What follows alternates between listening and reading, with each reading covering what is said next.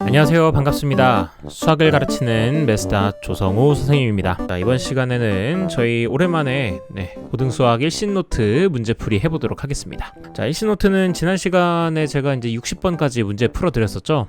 그래서 오늘은 함수 5단원 61번부터 70번까지 문제풀이 해보도록 하겠습니다. 자, 갑시다. 이제 기말고사가 또 얼마 안 남았으니까 그때까지 화이팅 해봅시다. 자, 그러면 61번입니다. 지금 실수 전체 집합에서 정의된 함수 fx가 나와 있고요. 자, 이 함수 fx에 대해서 다음 이 형광펜 쳐져 있는 이 식을 만족시키는 모든 실수 a의 값을 구해달라고 했습니다. 자, 저기 나와 있는 식을 한번 써보면은 f 합성 fa가 fa인 겁니다. 자, 그런데 이제 여기서 많이 실수하시는 게 뭐냐면 여기 있는 fa와 여기 있는 a가 똑같다라고 생각하시는 거예요. 자, 그런데 쟤네들은 똑같을 수도 있고 똑같지 않을 수도 있는 겁니다. 왜 그러냐면 제가 여기에다가 2차 함수를 그려놓고, 자, 그렇게 안 보여도 2차 함수인 겁니다. 2차 함수처럼 해놓고 여기가 1일 때 3일 때 서로 함수값이 똑같다고 할게요. 자, 그러면 저는 당연히 여기다 대고 f1은 f3이다 라고 말할 수 있습니다. 자, 그런데 그렇다고 해서 1이랑 3이 똑같다고 하진 않잖아요. 맞습니까? 그런 것처럼 여기 있는 fa와 a도 반드시 똑같다라고 말할 수는 없는 겁니다. 그냥 함수 값이 똑같은 거지. 자, 그럼 지워놓고, 자, 그러면 우선은 나는 여기 있는 이 fa라고 하는 녀석이 두 가지 중에 하나일 텐데 2a 플러스 2였거나 a제곱 마이너스 7a 플러스 16이었거나 맞습니까? 이 둘 중에 하나일 텐데 나는 만약에 a가 2보다 작았다면 위에 거, 2보다 크거나 같았다면 아래 거겠죠. 자, 그러니까 이런 식으로 케이스를 나눠서 생각해 보셔야 하는 겁니다. 이게 1번, 이게 2번. 자, 그러니 어려운 문제일수록요, 여러분들 케이스를 나누는 훈련을 많이 하셔야 됩니다. 제가 누누이 얘기했던 것처럼. 자, 그러면 첫 번째 a가 2보다 작다라고 해보겠습니다. 자, 그 말인즉슨 fa는 2a 플러스 2가 될 거예요. 자, 그러면 그거대로 식을 써볼게요. f 2a 플러스 2는 자, 우변도 마찬가지로 2a 플러스 2가 될 겁니다. 자, 그러면 여러분들 2a 플러스 2가 뭐 똑같이 있으니까 좀 뭐 그냥 둘 다 이렇게 쓰기가 좀 귀찮아가지고 제가 얘를 갖다가 라지 a라고 생각을 할게요. 괜찮나요? 치환을 하는 겁니다. 자, 치환을 하는 이유는요, 그냥 별 이유 없이 계속 쓰기 귀찮으니까예요. 뭐가 귀찮습니까? 아니, 얘도 생각해봐. f 2a 플러스 2라고 하는 것도 결국 둘로 나뉘잖아. 2 곱하기 2a 플러스 2 더하기 2라고 쓸 것인가, 아니면 아래식에다가 대입을 해서 이렇게 쓸 것인가. 자, 그런데 아래 거 식은 특히 보기만 해도 너무 귀찮지 않나요? 그러다 보니까 귀찮을 때 보통 우리는 치환을 하는 겁니다. 자, 그러면 치환을 해서 다시 써보게 되면은 f 라지 a는 라지 a가 될 겁니다. 자, 여기서도 케이스를 한번 나누셔야겠죠. 라지 a가 2보다 작을 때와 라지 a가 2보다 크거나 같을 때입니다. 자, 만약에 라지 a가 2보다 작다면은 여기 있는 이 fa라고 하는 녀석은 나오게 됐을 때 2 라지 a 더하기 2가 되겠고요. 우변은 그냥 a가 될 겁니다. 자, 따라서 a는 마이너스 2가 나오게 될 텐데, 지금 주어진 범위에선 라지 a가 2보다 작아야 된다고 했었으니까 그 범위는 잘 맞습니다. 자, 그리고서 우변도 보시게 되면은 이번엔 a가 2 이상이라고 했을 때는 얘가 나오게 되는 게 라지 a 제곱 마이너스 7 라지 a 플러스 16, 우변은 그냥 a가 될 테니까 이거 식 정리하시게 되면 자, 여기가 8이 되면서 결국 a-4의 전체 제곱이니까 a는 4가 될 겁니다. 자, 이번에도 라지 a가 2 이상인 범위에 대해서 생각하기로 했었으니까 라지 a가 4인 건 괜찮아요. 자, 그렇게 됐을 때 이제 치환을 풀어줍시다. 자, 2a 더하기 2가 마이너스 2인 거니까, 자, 그러면 a의 값은 마이너스 2인 거겠죠. 자, 또 우변에서도 이번엔 2a 더하기 이번에는 여기가 2a 더하기 2가 4인 거니까 그러면 a의 값은 1인 게 되겠죠. 자, 선생님, a가 마이너스 2인 거랑 1인 거 둘 다 써도 되나요? 네, 괜찮습니다. 자, 왜 괜찮냐면 내가 아까 전에 초장에 a가 일단 2보다 작다라는 걸 전제로 했었잖아요. 그런데 지금 나온 값들이 다 2보다 작기 때문에 괜찮은 거예요. 되셨습니까? 그래서 일단 a 값을 찾았으니까 a 값 나열해 보시게 되면은 우선은 마이너스 2와 1이 있겠다. 이따가 합할 거예요. 자, 이번에는 두 번째 경우도 생각해 볼게요. small a가 2 이상이라고 해보겠습니다. 자, 그러면 당연히 FA는 A제곱 마이너스 7A 더하기 16이 될 겁니다. 그러면 식 전개해보시면 이와 아까처럼 똑같이 나오게 되겠고요. 이번에는 안에 있는 애들을 갖다가 뭐 라지 B라고 치환을 해볼까요? 그러면 F 라지 B는 라지 B가 되면서 아까랑 뭐 또 똑같은 식이 나오게 됩니다. 그러면 이번에도 케이스를 나눠서 라지 B가 2보다 작은 경우, 라지 B가 2 이상인 경우로 나눌 수 있습니다. 그래서 B가 2보다 작은 경우에는요, 2B 플러스 2가 B가 되기 때문에 B의 값은 마이너스 2가 되겠고, 그 다음에 우변에서도 같은 방법이죠. B제곱 마이너스 7B 플러스 16이 B가 되면서 B의 값은 4가 나오게 되겠습니다. 괜찮습니까? 자, 오른쪽에 있는 건 좀 지워놓고 생각을 할게요. 아니, 조그맣게 해놓자. 자, 그러면 여러분들 내가 식이 두 가지가 나와 있는데, 자, 첫 번째 라지 B가 마이너스 2인데 라지 B는 치환을 풀어주시게 되면은 다음과 같이 나오게 되겠고요. 자, 이 녀석이 마이너스 2다. 정리하시면은 여기가 18이 되겠죠. 자, 그리고 생각해보세요. 선생님, 그러면 A의 합을 구할 거니까 그러면 여기 있는 A도 뭐 굳이 구체적으로 구할 필요 없이 그냥 구해서 어차피 A들의 합은 7인 거 아니겠습니까? 자, 그러니까 전 7이라고 쓰겠습니다. 자, 하면은 실수가 나올 우려가 있습니다. 자, 왜 그러냐? 지금 문제에서는 그냥 A를 더해달라고 하는 게 아니라 실수 A들을 더해달라고 했어요. 자, 그런데 이 2차 방정식의 근인 A가 실수일지 아닐지를 확인을 해보셔야죠. 자, 그러면 2차 방정식이니까 판별식을 적용해보시면 판별식은 B제곱 마이너스 4AC 하시면은 49 마이너스 72가 나오게 되겠습니다. 자, 그러면 얘는 0보다 작게 되니까 여 2차 방정식에서 A 값은 두 허근이 되는 겁니다. 자, 그러니까 여기선 쓸 수가 없어요. 어차피 못 쓰는 애들이야. 자, 그러므로 두 번째로, 자, B가 4가 나온다고 했으니까 요거 식 정리하시면 4가 넘어가서 12는 0 될 겁니다. 자, 그러면 근이 딱 봐도 두 개가 나오십니까?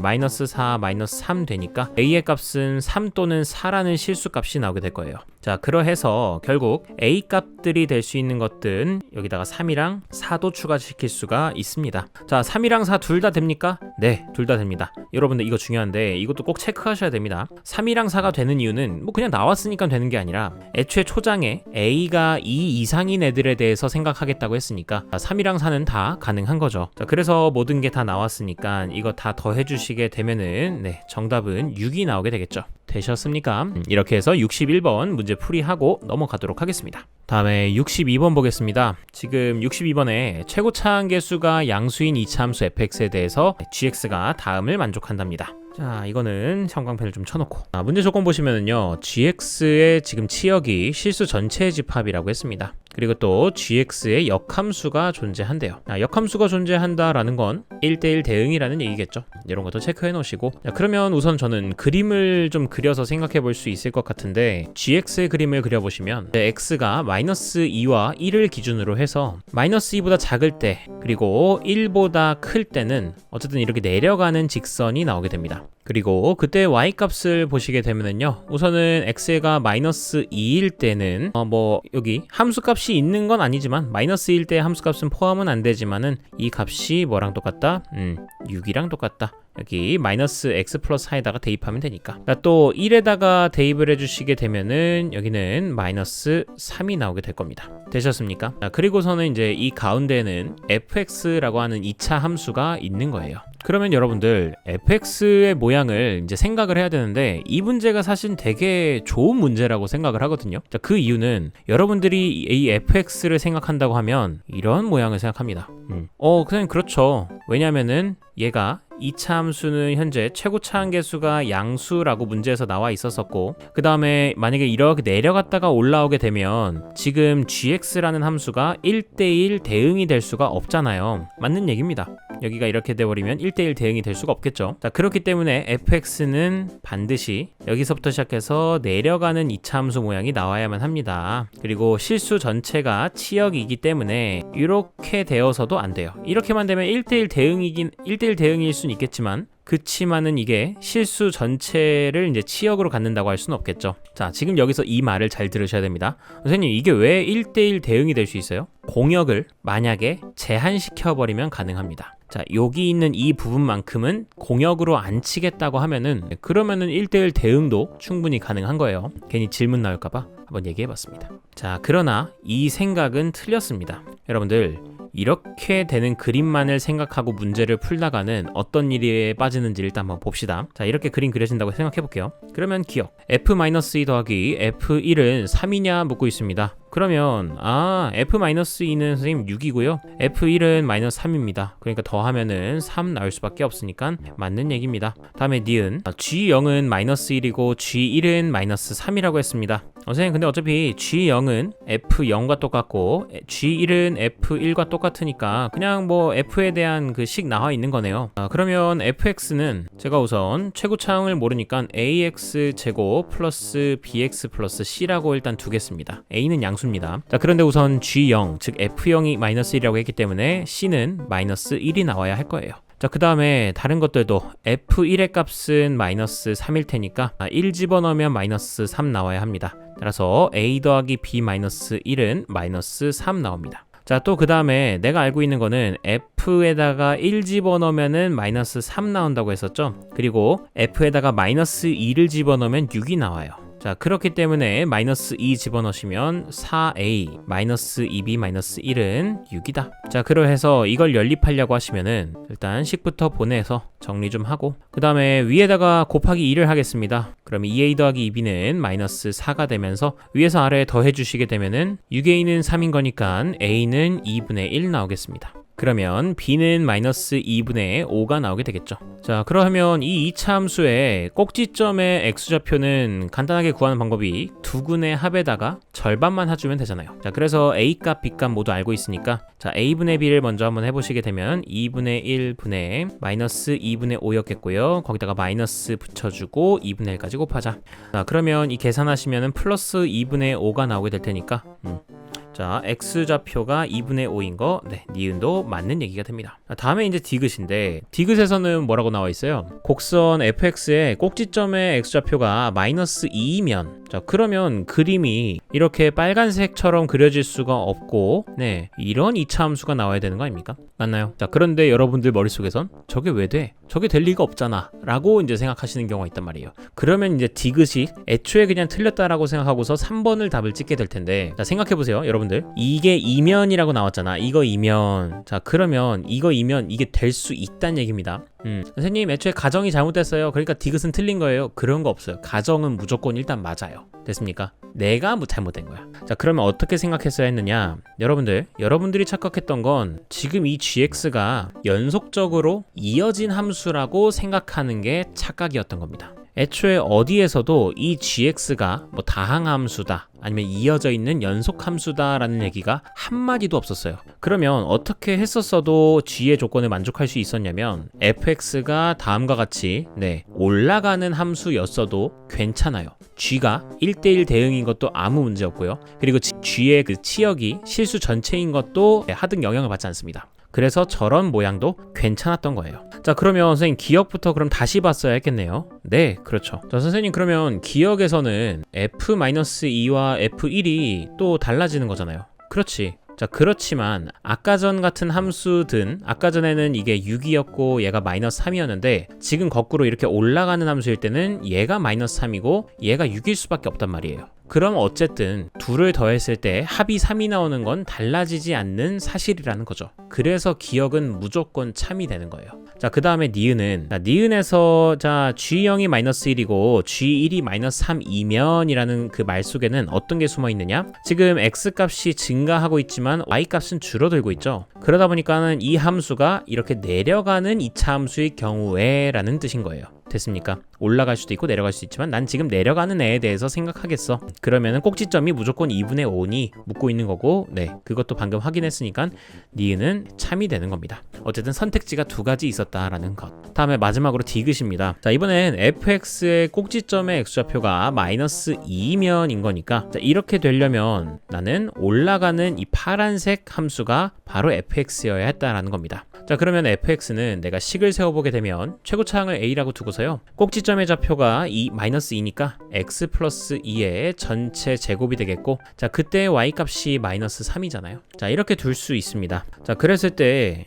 디귿 G 인버스 1이 0이냐고 묻는 것은 결국 G0의 값이 1이냐고 묻는 것과 똑같은 거고 G0의 값은 F0과 같습니다. 즉 F0의 값은 1이니 묻고 있는 거예요. 자, 그러면 생각합니다. 나는 이미 A 값을 그럼 알아야 되는 건데, 자, F라는 녀석은 이렇게 올라가는 함수일 땐 1을 집어넣었을 때 6이 나오잖아요. 자, 따라서 1,6을 대입해 주시게 되면 6은 9A-3 되면서 A의 값은 1이 될 겁니다. 자, 그러면 F0은 여기다가 0 집어넣어 주시게 되면은 4A-3인데 A가 1이니까 결국 계산하시면 1이 나오겠죠. 따라서 F0이 1인 것도 참이 됩니다. 그래서 디귿도 맞다. 따라서 정답이 5번이 되는 거예요. 자, 그러므로 62번은 여러분들이 좀 잘 알아두셨으면 어떤 점을 알아야 됩니까? 라고 하면, 그러니까 무조건 이래야만 하는데, 무조건 이렇게 내려가야만 하는데 라고 생각하는 거에서 조금 주의를 해라. 무조건 이럴 수밖에 없는데 라는 거에서 다른 가능성도 있다라는 거 됐습니까? 그런 식으로 문제를 어렵게 내는 경우도 있습니다. 자, 다음 갑니다. 63번입니다. 첩첩산중이라는 말이 딱 적당한 것 같습니다. 이제 계속 이렇게 어려운 문제들이 계속 배치가 돼 있어가지고 63번도 여러분들이 이제 제일 안 좋아하는 문제 중에 하나죠. 일단 넘버 자체가 30번이니까 어차피 시험에 안 나올 텐데 하고서 넘기실 텐데 그래도 한번 보세요. 이게 어쨌든 여러분들 나중에 수능 볼 거고 확률과 통계 문제도 볼 거잖아요. 그럼 확률과 통계에서도 이런 비슷한 류의 고난이도 문제들이 있습니다. 그래서 여기서 훈련을 좀 해주시면 좋을 것 같아요. 자, 어떤 걸 훈련하면 좋겠느냐? 제가 누누이 얘기하는 두 가지가 있습니다. 어려운 문제. 자, 규칙이 좀 많이 나올 경우에 일단 한번 해봐 라는 말을 많이 합니다. 일단 숫자 뭐라도 넣어봐. 왜 넣어봐요, 선생님? 규칙을 파악하라고. 됐어요? 규칙이 잘 와닿지 않는다면 그러면 규칙을 파악하기 위해서 숫자 몇 개를 집어 넣어보시는 거예요. 그리고 생각하세요. 선생님 경우가 너무 많아요. 이런 거 막 하나씩 넣어보고 언제 다 해요? 하는데 안 해봐서 그래요. 실제로 넣어서 해보시게 되면은 그 믿음을 가지셔야 됩니다. 의외로 경우가 많지 않습니다. 자, 지금 와서 처음 얘기하는 게 아니고 그 전부터 계속 얘기해 왔어요. 제 영상들 확률과 통계, 특히나 확률통화 통계에선 제가 이제 해설 강의를 남겨놓은 게 몇 개 있었는데 그거 고난이도 문제 봐봐. 30번 문제나 뭐 29번 문제, 28번 문제 다 이거랑 똑같은 얘기하고 있어요. 그것만 그렇겠니? 일신노트도 봐봐. 일신노트에서도 제가 옛날 언제였지? 복소수 문제 풀 때였나? 그때도 했고 수업 많이 들어보는 사람들은 알 겁니다. 자, 그럼 여기서도 이 규칙성을 이용해서 이 원칙을 이용해서 한번 적용을 해보도록 할게요. 지금 집합 x가 1부터 7까지 집합인데요. 함수 fx x에서 x로 가는 함수가 첫 번째 뭐야? 역함수가 존재한대요. 단골 조건이죠. 1대1 대응이라는 걸 알려주고 싶었던 거고요. 그 다음에 가번부터 보시면은 x가 1, 2, 6일 땐 다음과 같은 식이 성립한다고 했습니다.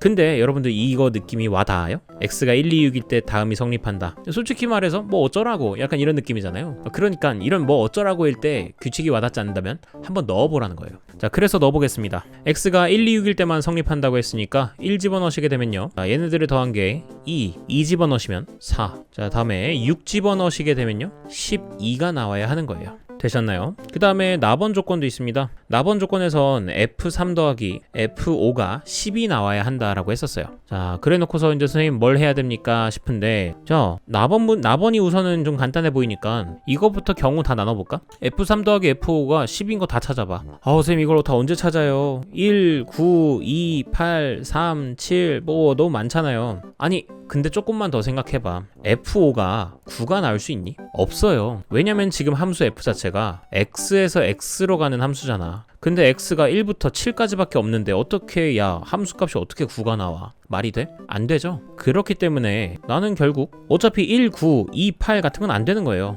따라서 될 수 있는 경우가 3, 7, 4, 6, 5, 5, 6, 4, 7, 3이야. 심지어는 이게 F가 1대1 함수니까 5, 5는 나올 수도 없어요. 같은 함수값이 나오면 안 돼. 자, 그럼 결국 4가지밖에 없잖아요. 맞나요? 자, 그래서 제가 하는 얘기는 규칙이 좀 많은 경우에는 일단 하나씩 넣어보면서 규칙을 파악해 보려고 하고, 그 다음에 의외로 경우가 많지 않습니다. 괜찮나요? 그러니까 그냥 해보세요. 자, 그러면 저는 이 어려운 문제는 이렇게 케이스를 나눠서 문제를 풀게끔 만드는데, 지금 문제에서는 다음의 값의 다음의 값을 구해달라고 했단 말입니다. 그러면 나는 이런 데에서는 이제 환호를 해야 돼요. 왜? 값을 구해달라고 했잖아. 최소값이나 최대값을 구해달라는 게 아니라 그냥 진짜 값을 구해달라고 했다고. 그러면 그 값은 유일하게 한 개뿐인 거겠죠.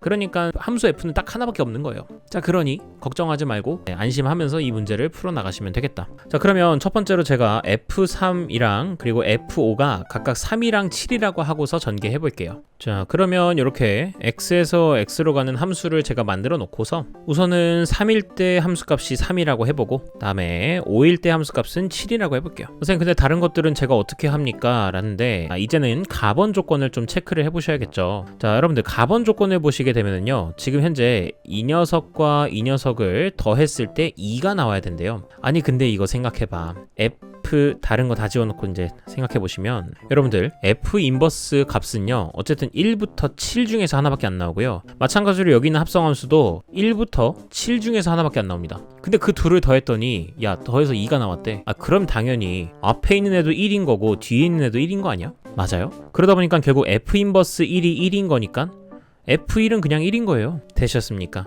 네, 그렇게 되는 거고, 그럼 내가 F1이 1인 걸 알았어. 그러면 여기 있는 게 1이니까 그럼 F1은 또 1이다 해서 뭐 여기서 끝나네요. 자, 그래서 일단 하나 찾아냈고요. 그 다음에 줄여놨던 애들도 다시 키워서 생각해 봅시다. 이번에는 여기 있는 거 더했더니 4가 나왔대요. 그러면 더해서 4가 될 수 있는 건 1 더하기 3도 있겠고 2 더하기 2도 있겠고 아니면 3 더하기 1도 사실은 가능하겠죠. 자, 그런데 생각해 봅시다 여러분들. 지금 내가 첫 번째 경우라고 생각해서 f 인버스 2가 3이라고 한다면 이 말인즉슨 f3은 2가 돼야 된다는 뜻 아니에요? 근데 난 이미 f3은 3이라고 말해 놓은 상태잖아. 그렇기 때문에 요거는 안 됩니다.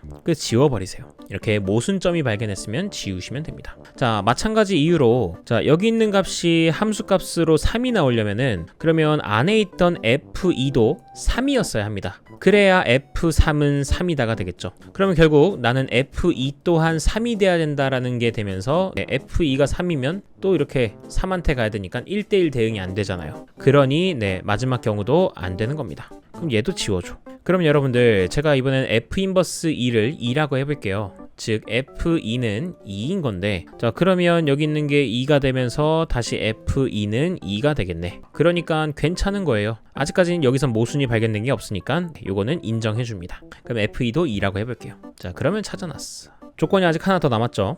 자, 얘를 가지고 또 생각해 보겠습니다. 우리 더해가지고 12가 나올 수 있어야 돼요. 그러면 더해서 10이 나올 수 있는 건 많이 없어. 5 더하기 7 아니면 6 더하기 6 아니면 7 더하기 5밖에 없습니다.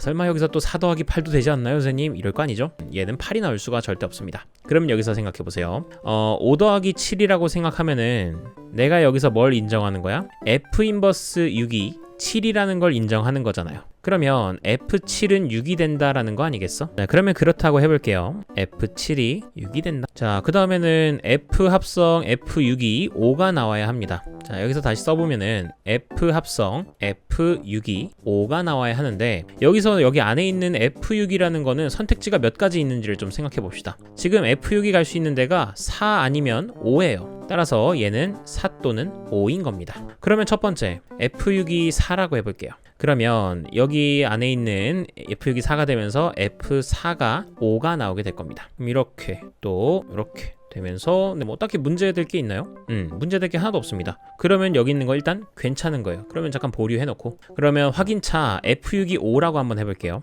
그러면 F5는 5가 나오게 될 텐데 자 제가 지금 뭐라고 했어요? F6이 5라고 해봤습니다. 그러면 F5도 5가 나오는 상황이 펼쳐져요. 근데 F5는 아까 전에 분명히 내가 7이라고 했단 말이죠. 그러니까 여기선 모순이 발생했기 때문에 F6이 5일 순 없겠구나. 그러니까 F6은 무조건 4여야만 하겠구나 라는 걸 통해서 그래서 여기 있는 게 정답이 될 수 있는 겁니다. 자 그래서 다시 써보시게 되면은 F6은 4가 되는 거고 다음에 F4는 5가 되는 거예요. 이렇게 해서 문제 끝났습니다. 네? 끝났어요? 네, 끝났습니다. 자, 그러해서 F4의 값은 여기 나와 있는 게 5였고요. 그 다음에 F6의 값은 4, F7의 값은 6이었으므로 자, 이거 계산해 주시게 되면 50이 나오게 될 겁니다. 자, 그러면 제가 이렇게 그냥 선생님, 사실 나머지 요거 세 가지도 해봤어야죠. 원래는 해봤어야 되는데 지금 이 문제가 값을 구하시오였잖아. 최대값 최소값이 아니라, 그러니까 여러 가지 값이 나올 일이 없었기 때문에 그냥 되면 그거대로 가는 거예요. 그럼 너무 좀 운빨 아니에요? 네, 이건 운으로 맞출 수도 있는 거예요, 여러분들. 만약에 이게 좀 운이 나쁘게 7, 3부터 시작했으면은 그러면 7, 3 안 되네. 그다음에 6, 4 해봤는데 6, 4도 안 되네. 그다음에 4, 6 했는데도 안 되네. 그러고서 마지막에 3, 7이 갔을 수도 있겠죠. 그러면은 어느 정도 시간의 차이가 생기긴 했을 겁니다. 그렇지만 이 방향성이 맞아요. 자, 그러면 다른 거 선생님 못 믿겠습니다. 4, 6일 때도 되는 거 아니에요? 그럼 4, 6일 때도 한번 해볼게요. 공부한다는 입장에서. 자, 여러분들 F3이 4고요. 그리고 F5가 6이라고 한번 해보겠습니다. F4가 6이 아니다. F4가 6이 아니라 F5가 6이다. 자, 그럼 F5가 6이라고 이렇게 해놓고, 그 다음에 아까 전에 가번 조건에서 F1이 1인 거랑 F2가 2인 거는 무조건이었습니다. 자, 그리고 가번 조건에 X에다가 6을 대입했을 때, 자, 얘 더하기 F 인버스 6이 12가 나왔어야 했었어요. 그러면 5 더하기 7이거나 6 더하기 6이거나 7 더하기 5였어야 했습니다. 자, 그런데 여러분들 미리 6 더하기 6은 나올 수가 없는 게, 그러려면은 F 인버스 6이 6이어서 F6이 6이 되었어야 했는데, 그건 문제에서 안 된다고 했으니까 이 가운데 건 일단 지워버리실 수 있습니다. 자, 그러면 지워버리시고 첫 번째로 F 인버스 6이 7이라고 한번 해볼게요. 자, 저 말인즉슨 F7의 값이 6이 나온다라는 건데, 여러분들 생각해보세요. 이미 6을 함수값으로 가지는 게 있습니다. 근데 7 또한 6을 함수값으로 가지면 1대1 대응인 거를 무시해버린 거 됐죠. 그러니까 이 첫 번째 것도 모순이 생겨서 안 되고요. 다음에 요 마지막 것도 생각해볼게요. F 인버스 6이 5라고 해보겠습니다. 그러면은 F5의 함수값은 6이 되는 거, 여기까지는 괜찮죠. 자, 그 다음에 앞에 있는 F 합성 F6의 값이 7이 나와줘야 합니다. 자, 그러면 지금 현재 이 안에 있는 F6은 후보가 될 수 있는 게 3 아니면 5 아니면 7입니다. 그래서 3으로 가거나 5로 가거나 7로 가거나. 첫 번째로 F6이 3이라고 생각해 보겠습니다. F6이 3이면은 F3의 값이 7이 나와야겠죠. 근데 F3의 값은 현재 4라고 나와 있잖아. 그러니까 얘도 틀린 거고요. 모순이 된 거고. 두 번째로 F6의 값이 5라고 하게 되면요, 그러면은 F6에다가 5 대입해서 F5가 7이 되는데, F5는 이미 6이란 말이죠. 그러니까 이것도 모순. 다음에 세 번째로 F6의 값이 7이면, 자, 그러면 F 안에 F6이 7로 바뀌게 될 텐데, F7은 또 7입니까?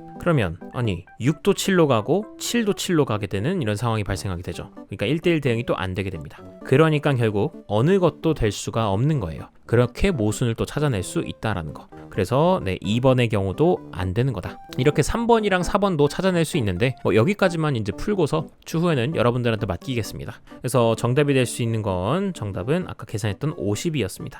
50 이렇게 체크하고, 그래서 다시 한번 두 가지 원칙 알려드립니다. 규칙이 많을 경우에는 일단 시키는 대로 그냥 다 넣어보면서, 여기서도 둘이 더했더니 10이 나왔어? 그러면 경우 찾아봐. 1 더하기 9, 2 더하기 3 더하기 7 해보면서 지워나가는 거예요. 아, 얘는 안 되겠네, 얘도 안 되겠네 하면서. 그러면 의외로 경우가 많지 않다라는 거를 제가 아무리 떠들어봐야 소용없어요. 여러분들이 직접 해보시고 확인해 보시면 됩니다. 그러면 믿음이 쌓일 거예요. 자, 잔소리가 길었습니다. 이거 오늘 안에 다 못할 것 같은데 다음 갈게요. 64번 가겠습니다. 아, 큰일 났네. 얘도 까다로운 문제인데.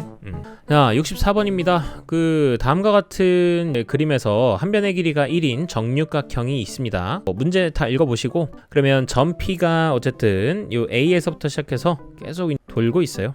다 도는 건 아니고, 도는 움직이는 거리가 X라고 이제 정해놨어요. 한 변의 길이가 1이다 보니까 한번 이렇게 갈 때마다 1, 2, 3, 4, 5 가는 거예요. 근데 움직인 거리가 0보다는 크고 5보다는 작답니다. 그러다 보니 P가 있을 곳은 이렇게 빨간색 네온 사인으로 한 곳 위에만 있습니다. 자, 그러면 여기서 좀 문제에서 구하고자 하는 게 뭔지를 봅시다. F 합성 FA가 32분의 9가 나왔으면 좋겠대요. 이렇게 되도록 하는 모든 실수 A의 값의 곱을 구해달라는 거네요. 자, 그러면 여러분들 이 어차피 네모 박스 안에 있는 여기를 유심히 잘 읽어보시면은 문제 그 풀이 방향성을 좀 알 수 있습니다. 근데 여러분들이 이제 빈칸 채우기에 좀 급급하죠. 그랬을 때 빈칸 채우기 문제의 이제 꿀팁, 알려드리면, 자, 가와 나와 다가 있을 때 가나다가 식이 나오는 경우도 있고 숫자가 나오는 경우도 있단 말이죠. 예. 근데 그러면 꼭 끄트머리를 보세요. 문제를. 자, 가나다에 알맞은 수를 각각 PQR이라고 하자. 그러면은 PQR에 들어가는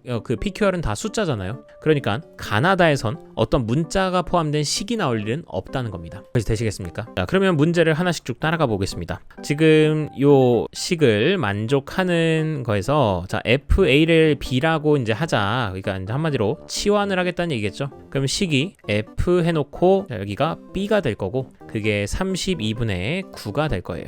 자, 근데 B라고 하는 녀석은 아까 FA였었습니다. FA가 뭐야? 바로 삼각형 PFA의 넓이입니다. 그럼 PFA의 넓이는 어떻게 구해요? 2분의 1 곱하기 밑변, FA를 밑변으로 두시면은 1이 되겠고요. 그 다음에 높이만 구하면 될 겁니다. 높이는 여기 있는 직선 FA부터 점 P까지의 거리를 생각하시면 되겠죠. 이렇게 높이 생각하시면 될 겁니다. 자, 그러면 높이가 높아지면 높아질수록 넓이는 커질 텐데, 높이가 높아질수록 넓이도 커지는 건데, 야, 높이가 얼마만큼 높아질 수 있냐? 아무리 높아봐요. 그렇죠? 여기가 최대 아닙니까?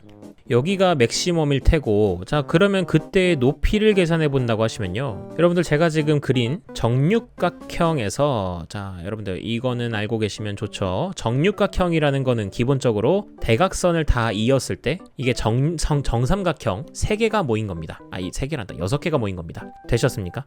그 선을 내리게 됐을 때 여러분들 이 직각삼각형 보이시나요?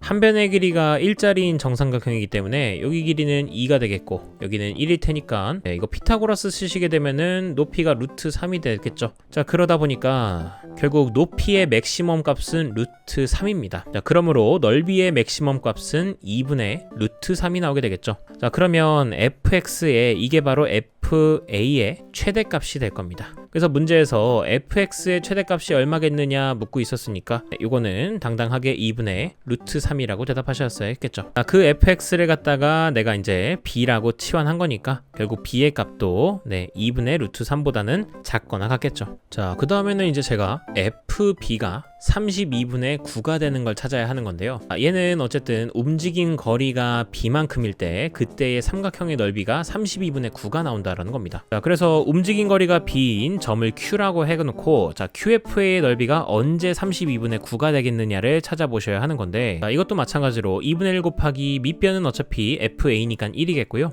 여기다가 높이만 곱해주시게 되면은 이게 32분의 9가 된다는 거. 자, 따라서 높이는 16분의 9가 나와줘야 할 겁니다. 자, 그러하니까 어딘가에 내가 Q가 있을 텐데 그 Q가 여기 있는 직선 FA로부터 높이가 16분의 9라고 하는 거예요. 자, 그런데 여러분들 생각해 보셔야 될 게 여기서 이게 조금 중요한데, 야, Q가 여기 AB 선분 사이에 있겠니? 아니면 BC 선분 사이에 있겠니? BC 사이에 있다고 생각하는 순간 이제 문제 난이도가 헬이 됩니다. 생각해 보세요. 여러분들 제가 지금 빨간색으로 표시한 이 높이가 루트 3의 절반인 2분의 루트 3입니다. 2분의 루트 3은요, 실제로는 2분의 계산을 하기 좀 그렇지만, 자, 16분의 9랑 이제 비교를 한다고 쳤을 때, 자, 왼쪽이 클까요? 오른쪽이 클까요? 네, 자, 똑똑한 사람들은 바로 맞췄겠지만 왼쪽이 더 큽니다. 자, 그렇기 때문에 16분의 9라는 건 실제로 이제 저 2분의 루트 3보다 작은 값이기 때문에 Q가 있을 곳은 이 선분 AB 사이에 있습니다. 그러므로 이 Q가 움직인 거리 B는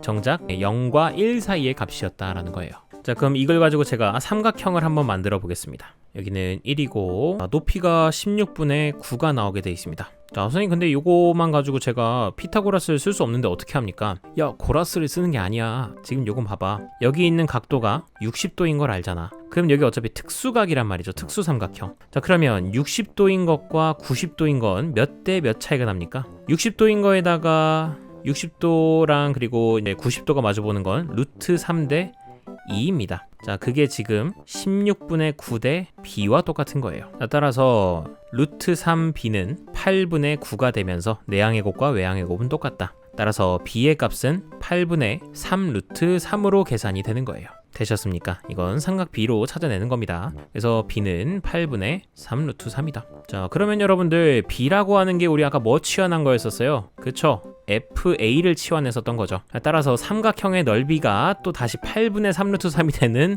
그 A를 또 찾아주셔야 합니다. 아유 귀찮다. 자, 그러면 얘는 2분의 1 곱하기 밑변 곱하기 높이죠. 그렇다면 나는 높이가 자 요거 곱한 게 8분의 3 루트 3 나와야 되니까요. 높이가 4분의 3 루트 3이었어야 했겠죠. 자, 그러면 여러분들 집중.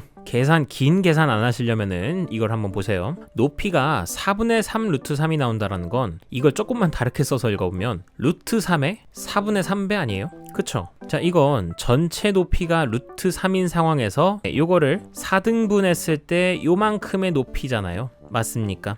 4등분하는 것도 잘 보면 이렇게 절반 해놓고 여기서 또 절반 한 거니까 그러하니 결국 P의 위치가 여기 있을 때 혹은 같은 높이 선상에서 이쪽에 있을 때 그랬을 때 높이가 4분의 3 루트 3이 되는 거예요. 자, 그러면 이제 내가 하려고 하는 건 뭐야? 내가 구하고자 하는 이 A는 그 A에서 점 A에서 출발해서 간 만큼의 거리거든요. 그러면 1만큼 간 다음에 그리고 반띵 더 갔죠? 반만큼 더 갔을 테니까 1 더하기 2분의 1이 될 거예요. 써놔줘. 그러니까 2분의 3이었을 거고, 자, 또 하나로는 1만큼, 2만큼, 3만큼 간 다음에 반만큼 더 갔겠죠? 3 더하기 2분의 1일 테니까 2분의 7이 나오게 되겠습니다. 자, 그러므로 A 값에 이제 모든 실수 A의 값의 곱을 이제 다라고 하기로 했는데 다에 들어갈 건 저두를 곱해준 4분의 21이 나오게 되겠습니다. 자, 그래서 결국 다 구해줬습니다. 가나다에 들어갈 걸 차례대로 PQR이라고 하면요 다음과 같이 쓸 수 있게 됩니다. 따라서 P와 Q를 곱한 16분의 9분의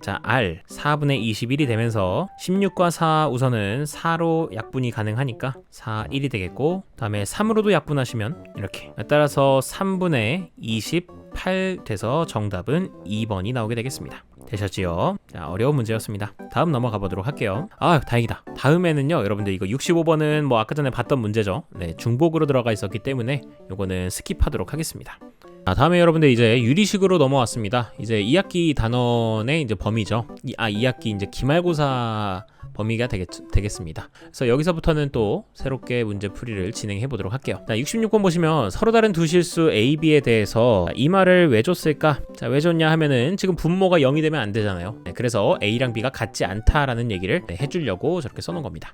자, 그랬을 때 A 더하기 B의 값을 구해달라고 했어요. 그러면 분수식이 나와 있으니까 뭐 별반 할 게 없잖아요. 그냥 뭐 둘이 더하는 수밖에. 그러려면 우선 이 두 분수를 갖다가 통분을 해줘야겠죠. 자, 통분해 주시게 되면은 A-B로 통분을 해서 자, 다음과 같이 쓸 수 있겠습니다. 자, 이것은 0이 될 거예요. 자, 식 정리를 해주시게 되면은 이걸 전개해가지고 식 정리하는 것도 뭐 좋겠지만은 뭐 사실 그렇게 좋진 않습니다. 전개하기보다는 이거를 갖다가 제곱 마이너스 제곱으로 보셔서 합차 공식을 적용하려고 생각하셨으면은 그러면 나이스. 자, 합차를 해보시게 되면 이 둘을 더한 다음에 곱하기 둘을 뺍니다. 더할 땐 여기 마이너스 10까지 들어가야겠죠. 자, 그러하면은 앞에 그 뒤에 있는 A-B가 약분이 되면서 결과적으로 A 더하기 B가 10이 나와야만 한다라는 결론에 이르게 됩니다. 정답은 10이 되겠어요. 식 정리만 좀 할 줄 알면은 바로 답이 나오는 구조였다. 다음 넘어갑니다. 다음에 67번입니다. 지금 다음 식이 성립을 하게 됐을 때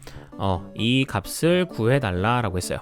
그러면은 보통 이렇게 분수 형태로 나오게 됐을 때는 보통에는 약분을 하면은 이제 문자가 사라지는 그런 경우가 좀 왕왕 있습니다. 자, 그러면 앞에 있는 식을 좀 해석을 할 줄 알아야 되는데 자, 얘네들 지금 3명이 다 똑같대요. 자, 그러면 이 3명 모두가 다 K라고 생각을 해볼게요. 그러면 X 더하기 Y는 EZK, Y 더하기 EZ는 XK, EZ 더하기 X는 YK가 될 겁니다. 자, 그리고 여기서 이제 팁을 하나 알려드리자면 이 셋을 갖다가요 뭔가 좀 이렇게 규칙적으로 되어 있는 이게 반복되는 게 보이잖아요. X는 X대로 계속 있고 또 Y는 Y대로 있고 다음에 EZ는 EZ대로 이렇게 있을 때 자, 그렇게 반복되는 경우 이런 걸 문제 보통 대칭식이라고도 얘기를 하는데 자, 그렇게 됐을 때 얘네들을 갖다가 다 더해주시면 그러면 생각보다 식 정리가 되게 편해집니다. 그러면 좌변 같은 경우에는 EZ도 2개, Y도 2개, X도 2개다 보니까 2 곱하기 X 더하기 Y 더하기 EZ가 되겠고요. 우변에서는 다음과 같이 될 겁니다. 자, 그런데 양변에다가 이 X 더하기 Y 더하기 EZ를 나눠주시게 되면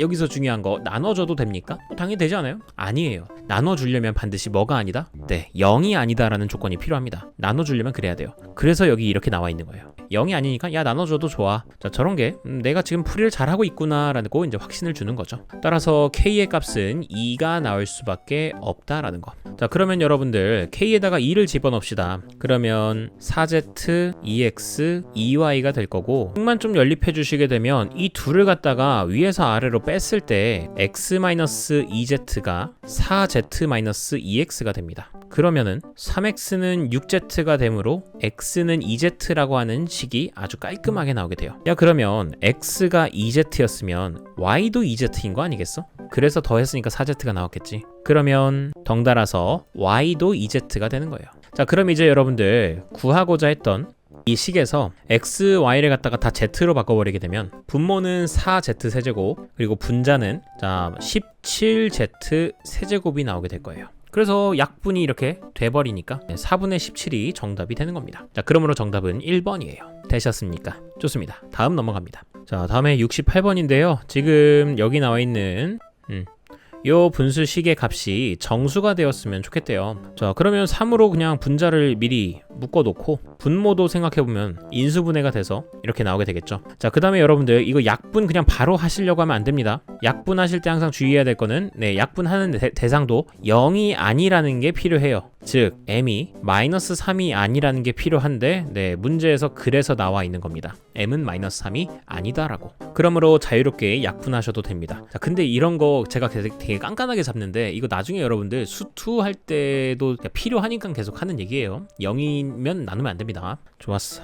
자, 그러면 n-3분의 3이 되겠고, 자, 나는 이게 정수였으면 좋겠는 거잖아요. 그러면 당연히 분모가 여기 있는 이 3의 약수여야 할 겁니다. 근데 꼭 양의 약수일 필요는 없고 음의 약수여도 괜찮습니다. 그러므로 n-3이 후보구는 마이너스 1이어도 되고 마이너스 3이어도 됩니다. 또 1이어도 되고 3이어도 됩니다. 뭐 쉽게 쓰면은 플러스 마이너스 1이거나 플러스 마이너스 3이면 되는 거예요. 자, 그러면 결국 m이 될 수 있는 값은 3 플러스 마이너스 1이거나 혹은 3 플러스 마이너스 3일 겁니다. 그러면 생각해 보십시오. 이 모든 m의 값의 합을 구해달라고 했는데 어쨌든 얘네들 다 합할 거잖아. 그러면 어차피 3 플러스 1이랑 3 마이너스 1은 더해봤자 6 아닙니까? 그리고 3 플러스 3이랑 3 마이너스 3도 더하면은 6일 거 아니야. 그래서 이 둘만 더해주시면 되니까 12가 정답이 되는 겁니다. 네, 그래서 그러니까 이거를 갖다가 3 더하기 1이면 4, 3 마이너스 1이면은 2, 3 플러스 3이면 6, 3 마이너스 3이면 0, 다 더하자 해서 10이 나와도 되겠지. 그렇긴 한데 그냥 어차피 더하면 뒤에 있는 것들은 사라지니까 이렇게도 갈 수 있겠다. 자, 다음에 69번입니다. 69번에서는 외형적으로는 조금 우리를 좀 쫄게 만들 수 있는데 실제로는 조금만 건드리시면 별거 없는 문제입니다. 과학에서도 배웠던 것처럼 직렬 연결이랑 병렬 연결을 할 땐 저항을 계산하는 식이 다릅니다. 직렬일 경우에는 그냥 직관적으로 두 저항을 더해 주시기만 하면 돼요. 반면에 병렬 연결로 되어 있을 경우에는 자, 저항을 구하는 게 저항을 바로 구할 수는 없고 저항분의 1을 구하려면 R1분의 1 더하기 R2분의 1입니다. 자, 그러면 쟤는 R분의 1은 통분하시게 되면은 R1 R2분의 R1 더하기 R2일 겁니다. 자, 그러므로 역수 취해 주시게 되면은 병렬 연결에서의 저항은 두 저항을 더해 준 거 분의 둘을 곱해 준 겁니다. 자, 그럼 이제 문제를 읽어봅니다. 문제에서는 현재 얘네들은 병렬로 연결이 돼 있어요. 그리고 이 녀석들을 하나라고 생각했을 땐 얘와 현재 OR이 서로 또 직렬 연결이 돼 있죠. 그러면 난 여기서 우선 그 저항을 좀 찾아보려고 해야 돼요. 자, 그러면 요거 먼저 계산합시다. 자, 저기서 내가 저항을 계산하려고 한다면 우선은 어떻게 하기로 했어요? 두 저항을 더해 주셔야 됩니다. 그리고 두 저항을 곱해 주셔야 돼요. 자, 그래서 저항이 나왔습니다. 자, 그거랑 직렬 연결한 OR이랑 더해 주셔야겠죠. 그래서 이 녀석에다가 추가적으로 OR을 더해 주시면 된다. 자, 그러면 통분합시다. 얘도 OR도 통분하시면 2R 플러스 1분의 10R제곱 플러스 5R이 돼 있을 거예요. 자, 그러므로 계산하시게 되면은 11R제곱 플러스 6R이 되면서 A의 값은 11, B의 값은 6이 나오게 되겠네요. 그러니까 정답은 A랑 B를 더하면 17이 나오게 되겠다. 다음 넘어가겠습니다. 다음에는 70번입니다. 두 천체 사이에서 이제 만유인력 F에 대한 식. 자, 요거 옛날에 1학기 때도 많이 봤던 식이죠. 문제죠. 뭐 이렇게 식 하나 가운데 줘놓고서 제가 이제 여기서 주의하라고 했던 거는 문자를 좀 어떤 문자가 어떤 뜻을 갖고 있는지를 좀 체크를 해둬라라고 했습니다. 그런 상태에서 이제 밑에서는 이제 본격적으로 설명이 들어가게 될 텐데, 자, 밑에만 잘 하시면 됩니다. 자, 우선은 천체 C의 질량이 천체 A의 질량의 2배다. 자, 그러면 C의 질량을 MC라고 두겠습니다. 자, C의 질량은 A의 질량의 2배입니다. 이렇게 두시고, 그 다음에 천체 B와 D의 질량은 같다고 했습니다. MB는 MD. 자, 그 다음엔 C와 D 사이의 만유인력은 천체 A와 B 사이의 만유인력의 3분의 2배라고 했습니다. 그러면 자, F 해놓고, 자, C와 D의 만유인력은 자, A와 B의 만유인력의 3분의 2배인 거니까 이렇게 식을 둘 수 있겠고, 결과적으로는 F A부터 B까지 분의 C부터 D까지가 3분의 2가 된다라는 걸 뜻하는 거겠죠. 자, 그러면 밑에서부터 구해봅시다. 위에서부터 구해볼까요? 자, C부터 D까지의 만유인력의 크기를 구해보시면요, 얘는 자, G 곱하기 C와 D 사이의 거리의 제곱인데요, 이건 모르니까는 R C, D 해놓고 제곱해둡시다. 그 다음에 여기다가는 C랑 D의 질량을 각각 곱해주셔야 되는데, C의 질량은 2MA라고 했었고요, 그리고 D의 질량은 그냥 B랑 질량이 똑같으니까 얘네들은 그냥 M이라고 쓰자. 이렇게 쓸 수 있습니다. 자, 그 다음에는 A와 B의 그 만유인력 계산을 좀 해보시면, 분모는 모르니까 R, A부터 B까지의 거리의 제곱, 그리고 여기서는 A의 질량 곱하기 B의 질량 하시면 됩니다. 자, 그래 놓고 나는 이걸 둘을 나눴을 때 그 나눈 값이 3분의 2가 나온다는 것만 이용하시면 돼요. 약분할 거 약분하자. G가 약분이 될 테고요, 그 다음에 MA랑 M도 약분이 될 테고, 자, 그러면 남게 되는 게, 자, 얘랑 그리고 2가 남았네요. 그러면 2도 양변 약분해 주시게 되면은 사라지게 되면서 결국 식이 C와 D 사이의 거리의 제곱분의 A와 B 사이의 거리의 제곱이 3분의 1이 나오게 된다라는 거예요. 자, 그러면 양변에 루트 씌워가지고 없애주시게 되면 이게 루트 3분의 1, 마이너스 루트 3분의 1일 리는 없겠죠? 둘은 양수니까. 자, 그래 놓고 나서 식 정리해 주시게 되면은 C부터 D까지의 거리는 A부터 B까지의 거리의 루트 3배다 라는 식이 됩니다. 그러므로 정답은 2번 루트 3이 나오게 되는 거예요. C와 D 사이의 거리가 A부터 B까지의 거리 몇 배냐 물어봤기 때문에. 괜찮습니까? 자, 그래서 여기까지 해서 70번 문제까지로 마무리하도록 하겠습니다. 네, 앞전에가 좀 어려운 문제들이 좀 많이 있었어가지고 시간이 좀 걸렸네요. 오케이, 좋습니다. 잘 공부해주시고 다음 시간에 또 71번부터 문제 풀이 영상으로 돌아오도록 하겠습니다. 긴 시간 진짜 고생 많으셨습니다. 다음 시간에 뵙겠습니다. 수고하셨습니다.